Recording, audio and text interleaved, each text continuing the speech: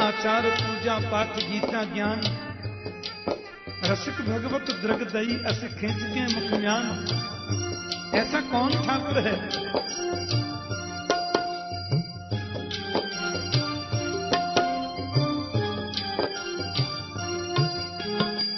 कृपा करो हरिदास के स्वामी, बांके बिहारी अंतर्यामी।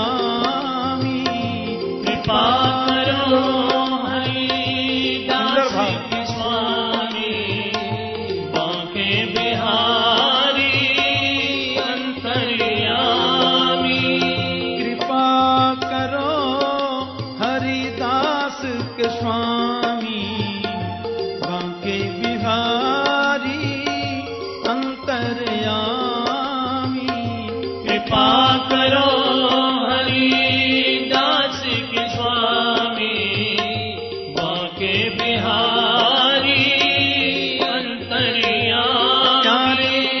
अंतर्यामी मेरी छूटे ना भजन की लड़ी, बिहारी में तो कब से खड़ी तेरी अखियाँ है जादू भरी, बिहारी में तो कब से खड़े। गोविंद मेरो है, गोपाल मेरो है। गोविंद मेरो है, गोपाल मेरो है। गोविंद मेरो है, गोपाल मेरो है। गोविंद 2 मिनट चाहिए। गोपाल मेरो है। राधा रमण बिहारी नंदलाल मेरो है। राधा रमण बिहारी नंदलाल मेरो है। वृंदा विपिन बिहारी नंदलाल मेरो है।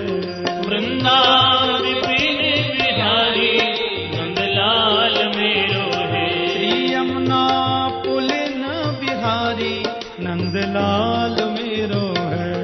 यमुना पुलिन बिहारी नंदलाल मेरो है। बोलो गोविंद मेरो है, गोपाल।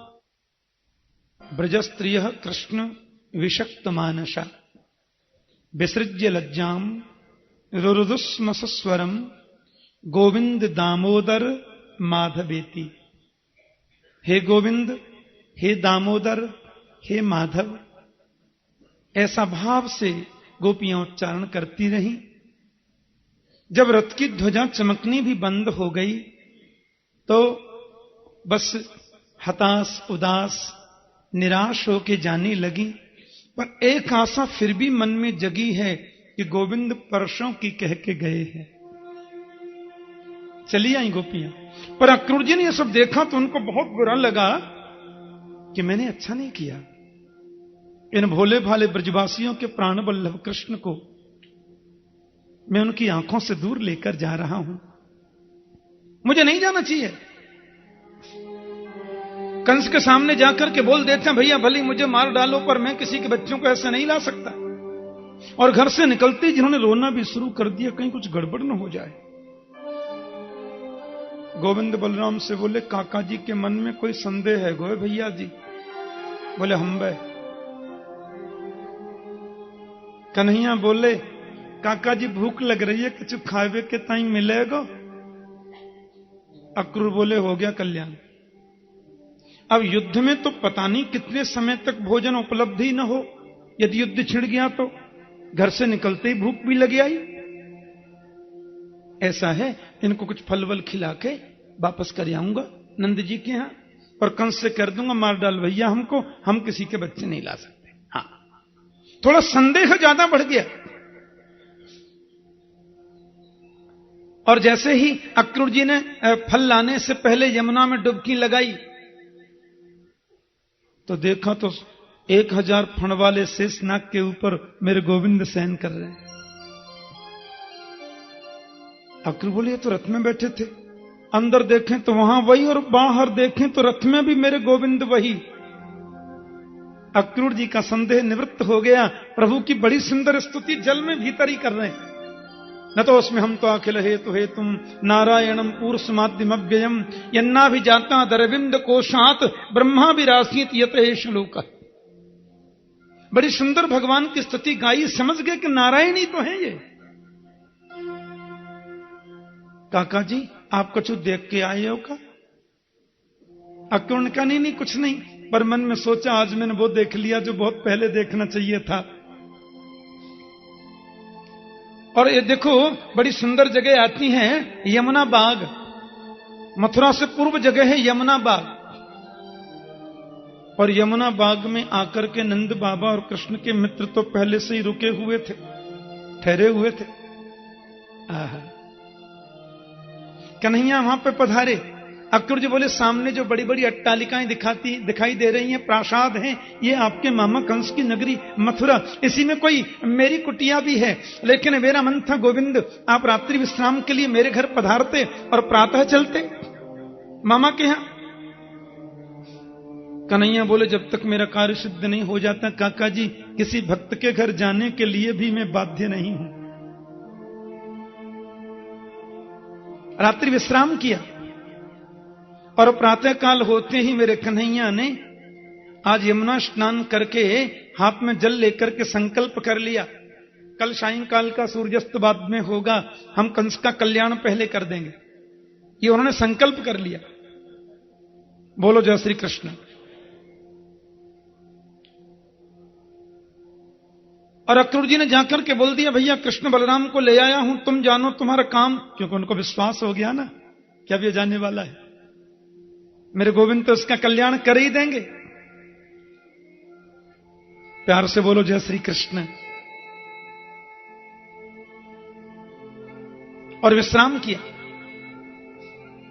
सवेरे होते कन्हैया नंद बाबा से बोले बाबा हमने मथुरा में भ्रमण करबे जानो चाहे।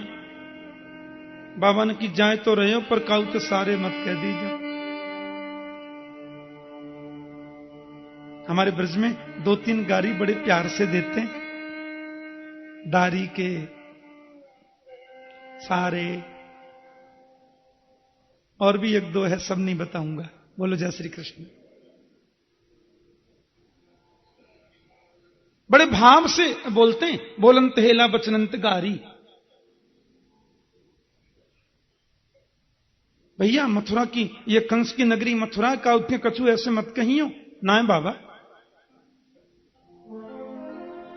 अब तो मथुरा की नर नारियों को पता चला कि गोविंदा आ रहे हैं, तो प्रासाद शिखरारूढ़ा प्रत्युत्फुल्ल मुखंबुजा अभ्यवर्षं सौमनस्यै प्रमदावल केशव। अपने महल की अटारियों पर माताएं खड़ी हो गईं, कि कंस ने निर्देश दिया कि मार्ग में आकर कृष्ण का कोई स्वागत नहीं कर सकते। माताएं बोली हमें तू मार्ग में स्वागत न करन देगो, अपनी अटारी पर चढ़ के फूल बरसा देंगे तो थोड़ी रोक लेगो।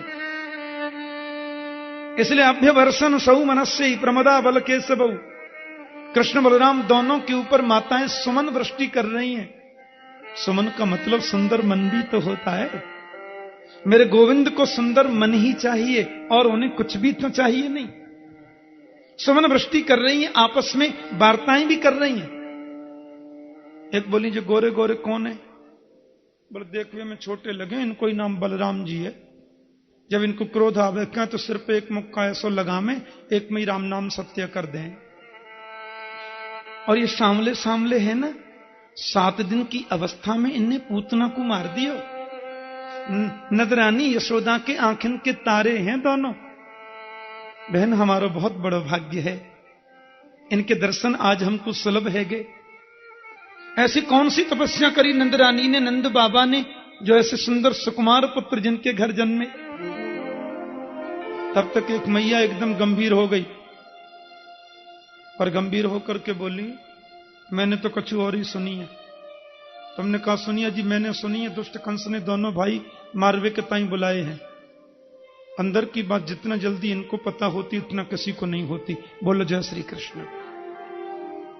हाँ, मातृ स्वभाव होता है। कहीं कथा करने जा रहे थे मैं, तो बीच रास्ते में जब व्यास मंडप की ओर जाते हैं ना, तो मैंने देखा पीछे 10-5 माताएं आपस में चर्चा कर रही थी। एक मैया बोली 3 घंटा सवेरे बोलते हैं, 3 घंटे शाम को बोलते हैं, गला कभी बैठता नहीं है, महीने में 3-3, 4-4 कथा कर जाते हैं, कैसे चलता है? दूसरी बोली 5 किलो दूध सवेरे 5 किलो शाम को पीते हैं, खाली दूध थोड़े, घी भी डालते हैं इतना, राम जाने जो 1 गिलास ज्यादा कभी पिया हो। बोलो जय श्री कृष्ण। पर मुझे कैसे लगा कि देखो इनको माताओं का वात्सल्य, इनकी शुभकामनाएं, इतना बोलने वाले को आधा मन दूध तो पीना ही चाहिए। बहुत स्नेह होता है। भाई लोग तो थोड़ा अच्छा एक बात बताऊं, ये भाई लोग जब 2 एक जगह मिलते हैं तो ज्यादा बात नहीं करते, नमस्ते नमस्ते, फिर उनका मुंह पूरब में, इनका मुंह पश्चिम में, आपस में सोचेंगे धनी होगा तो अपने लिए होगा, हम पहले से काय को बोलें, बोलता ही नहीं है। वो सोचता हम ही काय को बोलें, 4 गाड़ी हैं, टाली ने पत्थर लगवाया अभी नया, हम कोई कम है क्या, ये पहले से बोले मैं काय को बोलूं, ईगो प्रॉब्लम रहता है। पर हमारी बहनों में यह बात नहीं है। बहनें जब एक जगह 3-4 बैठ जाएं तो सत्संग प्रारंभ, और जो बड़ी होंगी ना वो शुरुआत करती हैं। हाँ, ये कोई भाव नहीं रहता मैं इतने घर की बहू हूं, इतने बड़े घर की बेटी, ना ना ऐसा कुछ नहीं। पहले तो थोड़ा सा मुस्कुराएंगी जो बड़ी होंगी, और मुस्कुराते मुस्कुराते पूछेंगी कहां से आई हो। जब वो ये प्रश्न कर लें तो समझना ये पीरियड अब 45 मिनट में खत्म नहीं होगा, लंबा ही चलेगा। भाव होता है, स्वभाव होता है, हृदय में बड़ी निर्मलता होती है और बड़े शुद्ध भाव से सब पूछ भी लेती हैं। हाँ, अब तो जितनी माताएं बैठी हैं, बहनें हैं, सबने दुर्गा माता के चरणों में प्रणाम किया। हे कात्यायनी मैया, हे दुर्गा देवी, हे काली माता, हे पथवारी मैया, हमने कोई पूजा करी होए, कोई पाठ किए होए, बाको संपूर्ण फल इन दोनों भैयान को मिल जाए।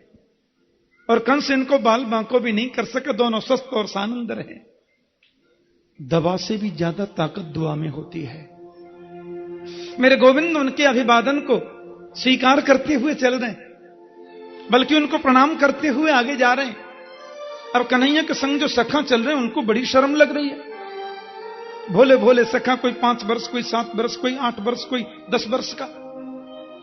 कृष्ण बोले क्या बात है, रहने भैया, हमें तो बहुत शर्म लग रही है। अब हमें क्या पता है कि मथुरा में हमारे ऊपर ऐसे फूल बरसेंगे, पहले पता होती तो नई बगलबंदी पहन के आ जाते। अब जिन वस्त्रन को पहन के गौ चरावे जाए, हम तो बिन को ही पहन के आगे। ये भोलापन ही तो गोविंद को बहुत भाता है। हम बनावटी हंसते हैं, बनावटी बोलते हैं, बनावटी चलते हैं, ये कुछ भी गोविंद को तो अच्छा नहीं लगता। ये मनस्थिति है।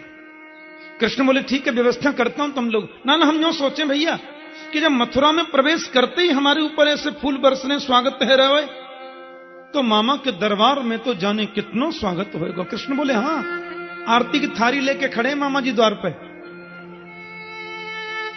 करेंगे तुम्हारी पूजा। लेकिन गोविंद ने सोचा कि इनके मन में ऐसा भाव है तो मैं उसको बदलूं क्यों इनको दुखी करूं मानसिक रूप से भी। कन्हैया बोले ठीक है, कछु वस्त्रण की व्यवस्था करूं। बोले हाँ भैया, है जा तो अच्छी बात है। रजकम कंचिदायांतम रंगकारम गदाग्रज दृष्ट्वा याचत वासांसी धौतानन्युत्तमानि च। यमुना के किनारे किसी धोबी को आते गोविंद ने देखा, बड़े सुंदर सुंदर वस्त्र उसने रस्सी पे टांग रखे। कंस महाराज के घर का धोबी है। हाँ, और महाराज कंस के घर का धोबी है तो छोटे मोटे आदमी से बात तो कर नहीं सकता। राष्ट्रपति जी से मिलना बहुत सहज है, पर उनके पीए से मिलना बहुत कठिन है, क्योंकि उसमें वोल्टेज ज्यादा होते हैं। कन्हैया धोबी के पास में गए, बड़े प्यार से बोले मामा जी राम राम। ठीक है, क्या बोलो?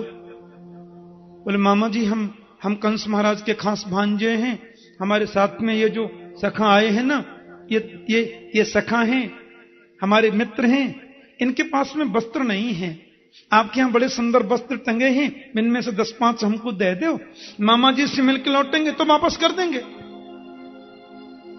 धोबी ने कहा, पोखर का पानी पिया, जंगल में गौ चराई, गोप लोग हो तुम लोग, और ख्वाब देखते हो महाराज के वस्त्रों को पहनने का। मेरी आंखों के सामने से चले जाओ, नहीं जो काम महाराज कंस करेंगे वो मुझे ही करना पड़ेगा। वो तो दंड लेखन के गोविंद को मारने के लिए दौड़ा, कन्हैया की उंगली पकड़ के नन्हा सा सखा चल रहा था 5 वर्ष का। उसने गोविंद की ओर देखा और बोले, जी बोले कैसे भैया? लाला होगी सो देखी जाएगी, तो पूतना बारे हाथन ने दिखा दे, और पीछे कछू हो तो मैं हूं। कन्हैया ने तो उसको गले से लगाया, तुम्हारे ऐसी स्नेह तो मुझे तुम्हारा कर दिया। कन्हैया बोले, देखो आप हमको वस्त्र नाए दोगे तो हम मामा जी से शिकायत कर देंगे, खास भांजे हैं। धोबी ने कहा, मेरी आंखों के सामने से चले जाओ, मुझे सब मालूम है, तुम लोग कितनी देर के मेहमान हो, बड़े आए मामा के भांजे। डंडा लेकर के मारने को दौड़ा तो मेरे गोविंद ने उसके मुखमंडल पर एक तमाचा दिया, बेचारे का सिर ही धड़ से अलग होकर नीचे गिर पड़ा, राम नाम सत्य हो गया। अम्मा जितने धोबी थे सब पोटला छोड़ छोड़ के भागे, कंस के जितने सैनिक थे, भैया पूतना मारवे बारो आ गए, पूतना मारवे बारो आ गए। कन्हैया बोले, अब जितने वस्त्र तुमको पहनने पहनो। सबने खोली पोटली। राजाओं के वस्त्र जो होते हैं बड़े चमकने चमकने होते हैं ना, कृष्ण के मित्रों ने उन वस्त्रों को पहन तो लिया, पर कोई नाप से तो बने नहीं थे। सो 1.5 हाथ नीचे बाजू लटक रही है, रास्ते में चलते हैं तो बिना झाड़ू के सड़क सफा हो रही है। भैया रहने दे, ये तो मगनु से लगे हैं। कृष्ण बोले, करता हूं व्यवस्था। ततस्तु बायक प्रीतस्तयोर वेशम अकल्पयत। प्रभु एक दर्जी के घर पधारे, ध्यान देना, ये दर्जी भी कंस का नौकर है, कृष्ण का भक्त है, बाहर तो आ नहीं सकता। अपने द्वार पर आकर और खिड़की में से कहता है, आओ ना गोपाल, मुरलीधर पधारो ना मेरी कुटिया में। कन्हैया उसकी कुटिया में गए और दर्जी ने स्वरूप के अनुरूप उनके वस्त्रों को बना दिया। गोविंद को भी तिलक लगाया, बलराम जी को भी प्रणाम किया, सबके वस्त्र सुंदर बना दिए।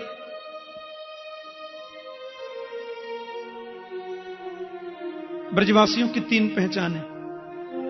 वस्त्र बड़े सुंदर पहनते हैं जो खांटी ब्रजवासी है ना, माथे पे खूब चंदन लगाएंगे, गले में माला धारण करें। ब्रजवासी बोले, लाला देख वस्त्र तो हमारे ठीक है गए, पर माला होनी चाहिए नेक। ततः सुदाम्नो भवनम मालाकारस्य जगमतु।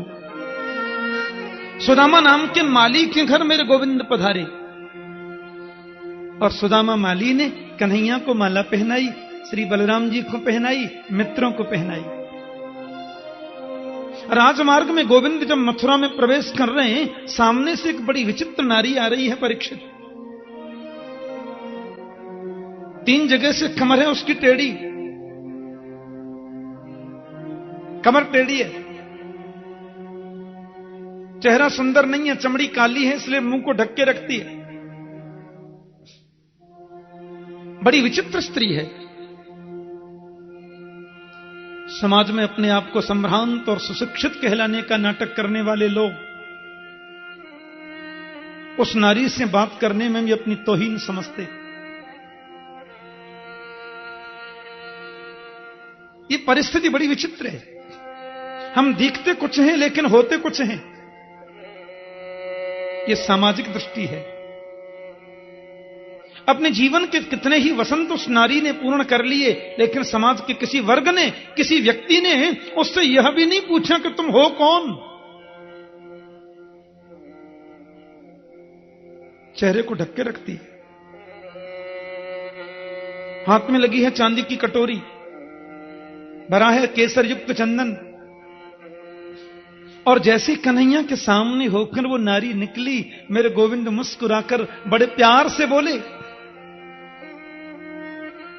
का त्वं वरोर्वै यदुहानुलेपनम् कस्यांगने वा कथयस्य साधुनः दैहावयोरङ्गविलेपमुत्तमम् श्रेयस्ततस्तेन चिरात् भविष्यति। देवी आप कौन है? आपका परिचय क्या है? ये सुंदरी जी आप कौन है? उसका तो मन रूपी मयूर नाचने लगा, हृदय रूपी समुद्र में आनंद की हिलोरें मानो उठने लगी। मुझे सुंदरी किसने कहा? आपसे पूछ रहे हैं हम देवी, आपसे ही पूछ रहे हैं। अपना परिचय दीजिए, और यदि आपको बहुत अच्छा लगे तो हाथ में जो सुंदर केसर युक्त चंदन है ना कटोरी में, वो हमको लगा दीजिए।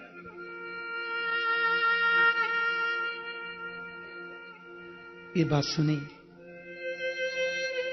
उसकी तो आंखों से आंसू झर पड़े। बोले दास्यास्म्यहं सुंदर कंस सम्मता त्रिवक्र नामाह्यनुलेप कर्मणि किमद्भावितं भोजपतेरति प्रियम् बिना युवाम कोन्यतमस्तदर्हति। मैं कंस की दासी हूं महाराज, कंस की दासी हूं मैं। मेरा जन्म कहां हुआ स्मरण नहीं है।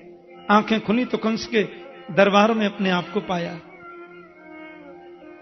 नाम तो मेरा सैरंद्री है, लेकिन कमर 3 जगह से टेढ़ी है ना, लोग मुझे त्रिवक्रा बोलते हैं। त्रिवक्र नामा ह्यनुलेप कर्मणि।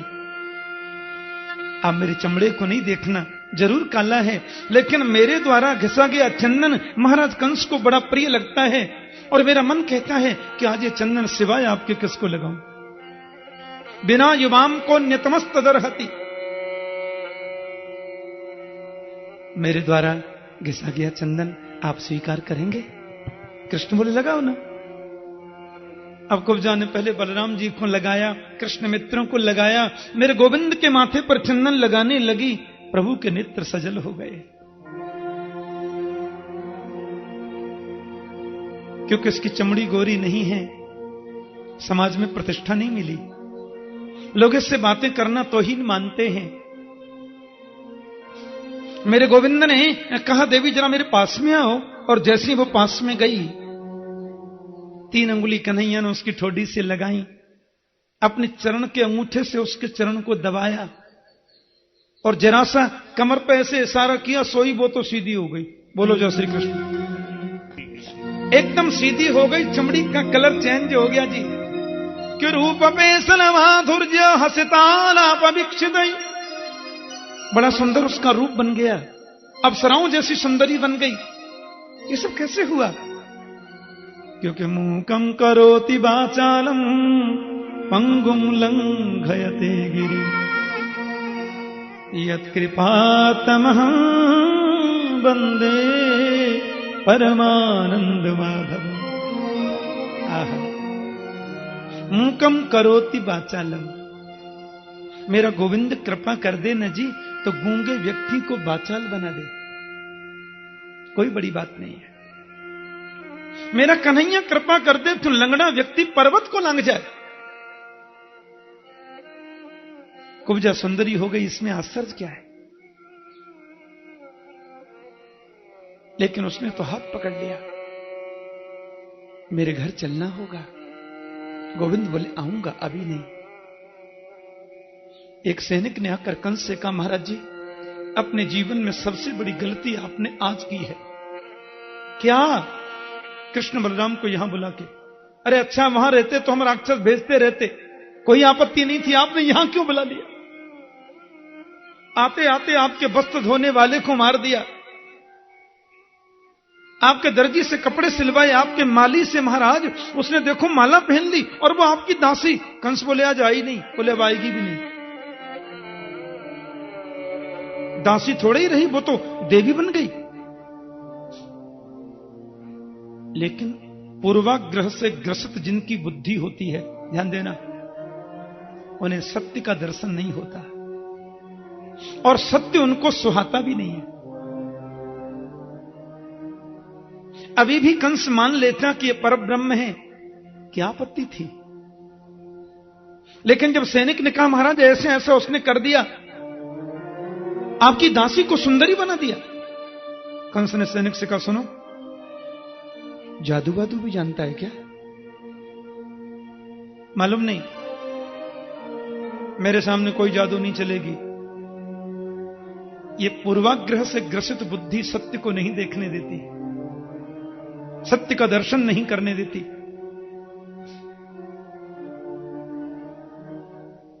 भगवान शिव का धनुष जहां रखा हुआ है, गोविंद चले गए और करेण बामेन सलील मुद्रितम सज्जम च कृत्वा निमिषेण पश्यताम।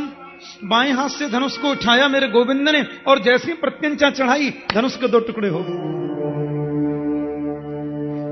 और धनुषो भज्यमानस्य शब्दः खम रोदिशिम दिश, इतनी जोर से शब्द हुआ धनुष टूटने का,